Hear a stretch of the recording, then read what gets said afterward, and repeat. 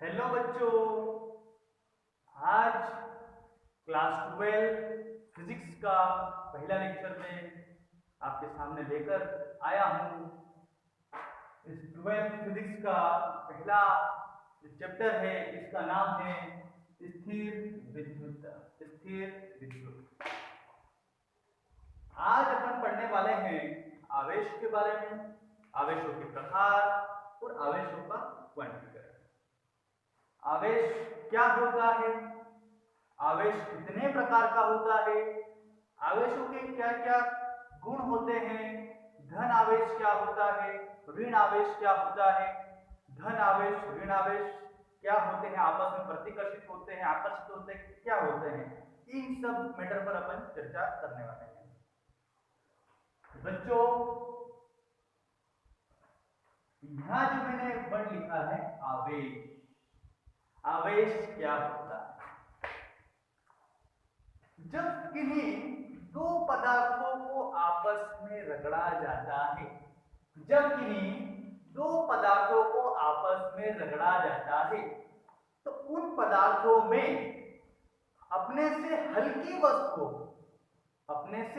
वस्तुओं को अपनी ओर आकर्षित करने का गुण उत्पन्न हो जाता है। जब किन्हीं दो पदार्थों को आपस में रगड़ा जाता है तो उनमें एक विशेष गुण उत्पन्न हो जाता है जिसके कारण वे हल्की वस्तुओं को अपनी ओर आकर्षित करते हैं। तो ये जो गुण जो होता है यही आवेश कहलाता है। इसी को क्या कहते हैं?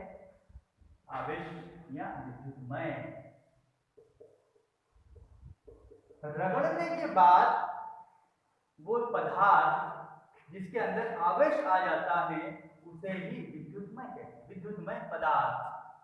ठीक है, अब बात करते हैं अपन आवेशों के प्रकार की। आवेश के कौन कौन से प्रकार होते हैं? तो आवेशों के मुख्यतः दो प्रकार होते हैं।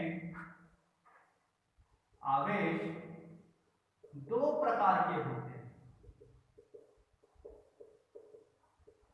पहला धनावेश,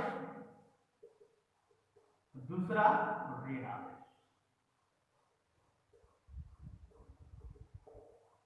धन आवेश क्या होता है? किस पदार्थ पर धन आवेश होता है? ऋण आवेश क्या होता है? किन पदार्थों पर ऋण आवेश होता है?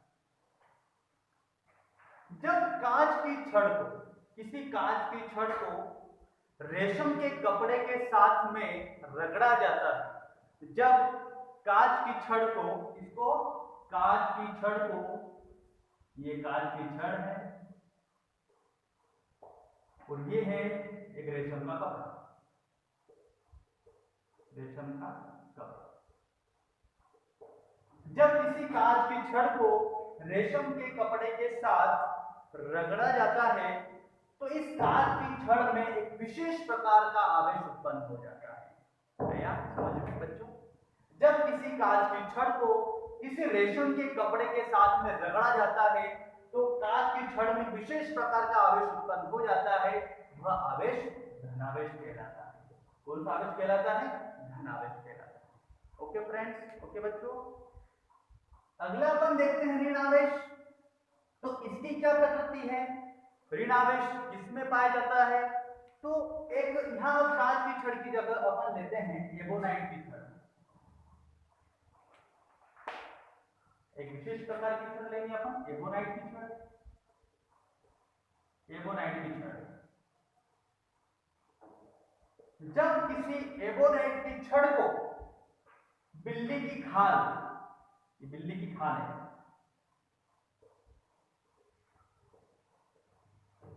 जब किसी एबोनाइट की छड़ को बिल्ली की खाल के संपर्क में लाकर उन दोनों को आपस में ऐसे रगड़ा जाता है तो एबोनाइट की छड़ पर एक विशेष प्रकार का आवेश उत्पन्न होता है जिसे ऋण आवेश कहते हैं। ओके बच्चों, समझ आया आपको आवेश क्या होता है और आवेशों के प्रकार कितने होते हैं? धन आवेश किसमें पाया जाता है तो ऋण आवेश किसमें पाया जाता है? एक बार मैं वापस से इसको रिपीट कर देता हूं कि किसी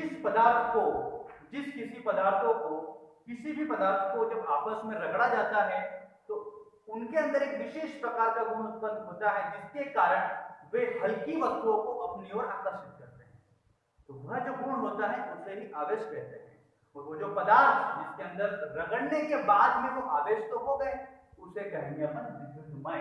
उनके अंदर विशेष जो गुण आता है, ये आवेश और विद्युतमय दोनों एक ही चीजें हैं, एक ही बात है। या तो आप आवेशित कह दें, पदार्थों को अपन रगड़ेंगे तो क्या होगा, आवेशित हो जाएगी, तो उसको आवेशित भी बोल सकते हैं और विद्युतमय भी बोल सकते हैं। आवेश दो प्रकार के होते हैं, पहला ऋण आवेश, धन आवेश, दूसरा ऋण आवेश। जब किसी कांच की छड़ को रेशम के कपड़े के साथ में रगड़ा जाता है, जब किसी कांच की छड़ को रेशम के कपड़े के साथ में रगड़ा जाता है, तो कांच की छड़ में एक विशेष प्रकार का आवेश उत्पन्न होता है, जिसे धन आवेश कहते हैं। ऋण आवेश क्या होता है, जब किसी एबोनाइट की छड़ को बिल्ली की खाल से रगड़ा जाता है, तो एबोनाइट की छड़ में विशेष प्रकार का आवेश उत्पन्न होता है, जिसे हम ऋण आवेश कहते हैं। ओके फ्रेंड्स, आवेशों की प्रकृति के अंतर्गत अपन एक पॉइंट देखते हैं कि आवेशों के क्या क्या गुण हो सकते हैं। जब दो धन आवेश को अगर अपन पास में लेकर या उन दोनों को आपस में समीप में रखते हैं अपन, तो ये दोनों एक दूसरे से क्या होते हैं, प्रतिकर्षित होते हैं। क्या होते हैं, प्रतिकर्षित। ऐसे ही दो ऋण आवेशों को अगर आप साथ में रखेंगे या पास में लेकर आते हैं, तो क्या होगा, यहां पर भी प्रतिकर्षण आपको देखने को मिलेगा। दोनों पदार्थ एक दूसरे से दूर जाने का प्रयास करेंगे। अगर आप दो कांच की छड़ को लेते हैं एक साथ, एक कांच की छड़ पर धन आवेश है और एक और कांच की छड़ अगर अपन लेते हैं, जिसको अपन रेशम के कपड़े से वापस अपन उसको रगड़ते हैं, तो इन दोनों कांचों की छड़ पर क्या होगा, धनावेश ही होगा। अब इन दोनों कांच की छड़ को अगर अपन एक दूसरे के संपर्क में लाते हैं, तो ये प्रतिकर्षित होगी, यानी कि एक दूसरे से दूर जाएगी। अगर अपन दो एबोनाइट की छड़ लेते हैं, दोनों ही एबोनाइट की छड़ों को बिल्ली की खाल से अगर रगड़ा जाता है और उन दोनों छड़ों को फिर बाद में जब समीप लाया जाता है, तो उन दोनों के अंदर भी अपने को प्रतिकर्षण भी देखने को मिलेगा। यानी अपन यहाँ एक स्टेटमेंट दे सकते हैं कि समान आवेशों में, समान आवेश है दोनों, ये दोनों धन आवेश, दोनों समान आवेश, दोनों ऋण आवेश, ये दोनों भी समान आवेश, तो समान आवेशों में प्रतिकर्षण होता है। अब यहाँ कांच की छड़ जिस पर धन आवेश है और एक एबोनाइट की छड़ जिस पर ऋण आवेश है, अगर इन दोनों आवेशों को अगर अपन समीप लाने का प्रयास करते हैं, तो दोनों एक दूसरे की तरफ आकर्षित हो जाएंगे। तो यहाँ क्या लिखेंगे अपन, आकर्षित। यानी दो समान आवेशों में प्रतिकर्षण होता है और दो विपरीत आवेशों में आकर्षण होता है।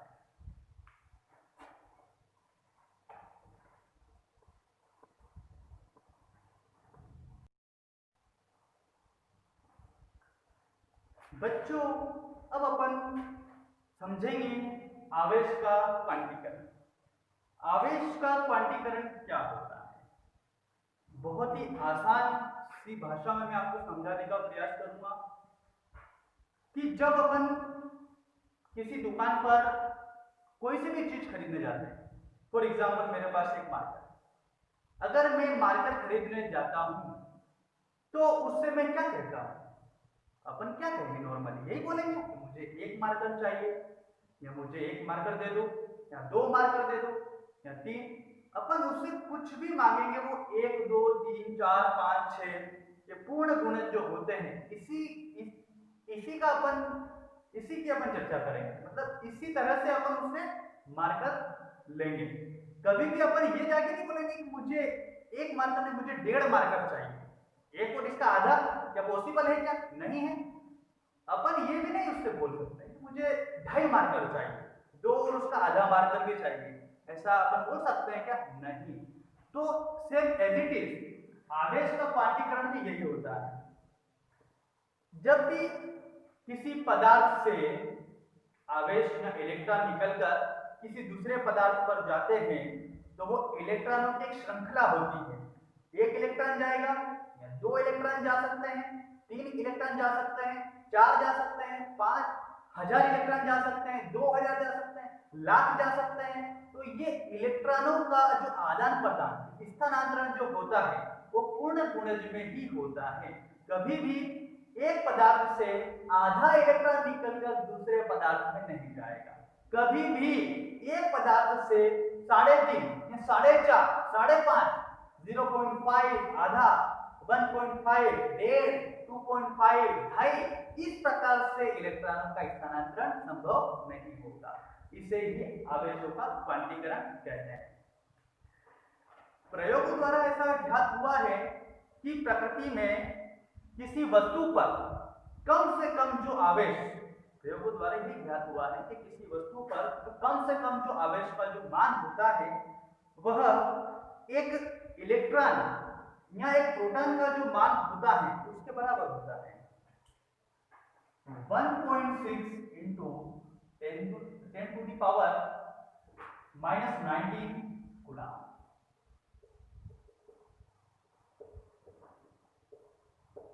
ये क्या है? ये एक आवेश का सबसे न्यूनतम मान है, सबसे कम मान है। ये धनात्मक हो सकता है या ऋणात्मक भी हो सकता है।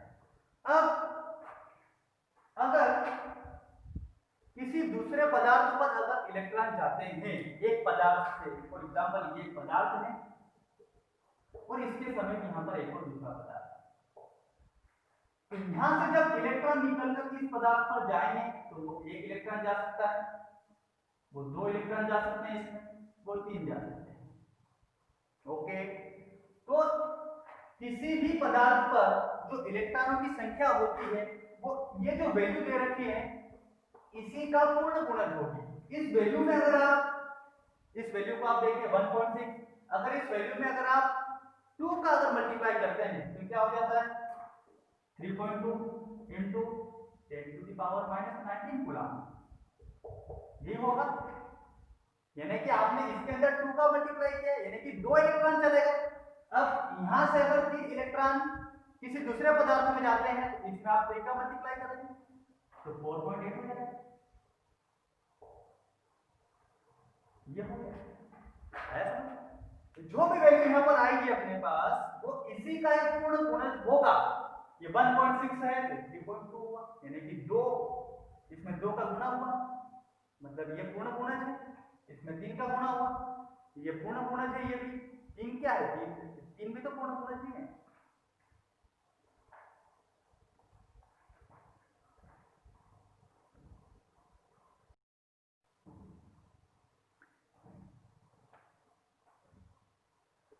आवेश उत्पत्ति का इलेक्ट्रॉनिक सिद्धांत क्या होता है?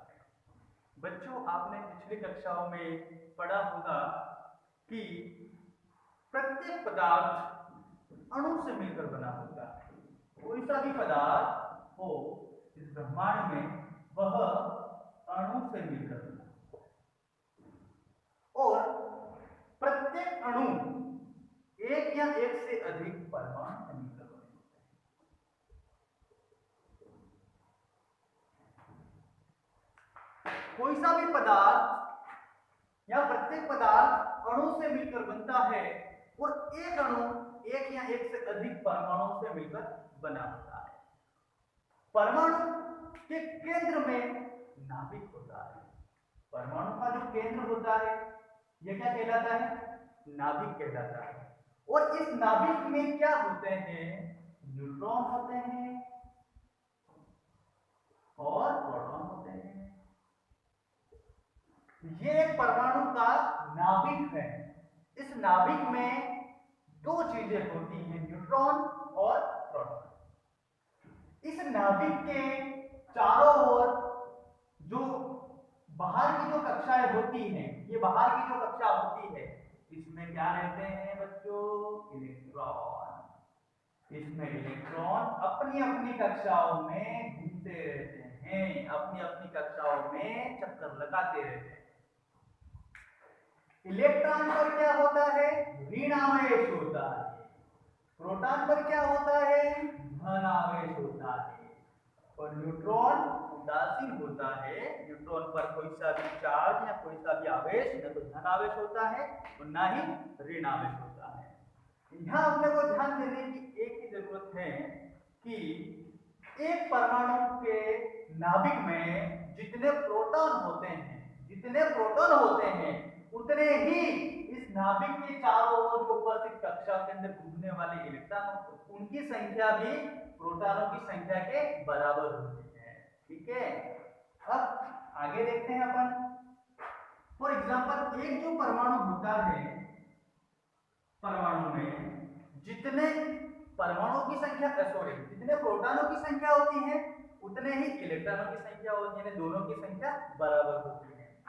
तो इलेक्ट्रॉन को अपन ऐसे शो करेंगे क्योंकि इसको ऋण आवेश होगा, ये इलेक्ट्रॉन है, इलेक्ट्रॉन पर आवेश इतना है, और ये प्रोटॉन के लिए अपन ऐसा लिख सकते हैं, आवेश प्रोटॉन पर धन आवेश, इलेक्ट्रॉन पर ऋण आवेश।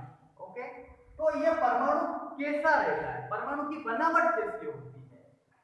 तो अगर अपन इन दोनों, क्योंकि जितनी मात्रा में प्रोटॉन होते हैं उतनी ही मात्रा में इलेक्ट्रॉन होते हैं परमाणु के नाभिक के चारों ओर, तो इसको अपन ऐसे लिख सकते हैं, ये दोनों के दोनों ही उपस्थित है, इलेक्ट्रॉन भी है परमाणु के नाभिक के चारों ओर, और परमाणु के नाभिक में क्या है, प्रोटॉन, जिस पर धन आवेश है। तो इन दोनों को तोल करें, आंसर क्या आता है, 0। इसका मतलब यह हुआ कि परमाणु जो रहता है उदासीन रहता है। दोनों आवेश इलेक्ट्रॉन और प्रोटॉन होने के बावजूद भी, दोनों प्रकार के आवेश इलेक्ट्रॉन और प्रोटॉन दोनों आवेशों की उपस्थिति के बावजूद भी जो परमाणु होता है ये क्या होता है, उदासीन होता है। क्या होता है, उदासीन होता है। यही आवेश उपस्थिति का इलेक्ट्रॉनिक सिद्धांत होता है।